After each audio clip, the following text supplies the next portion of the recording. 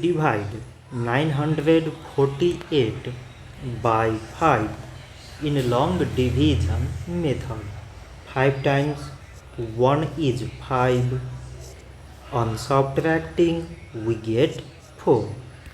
So again we put down this 4 and it is 44. 5 times 8 is 40.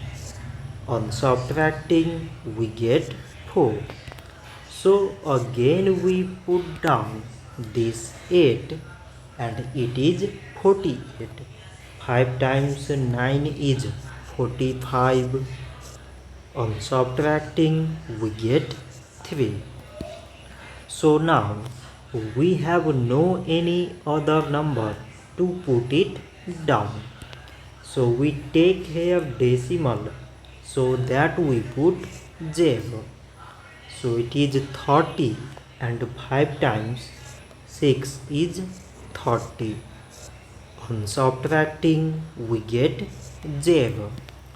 So 948 divided by 5 is 189 decimal 6.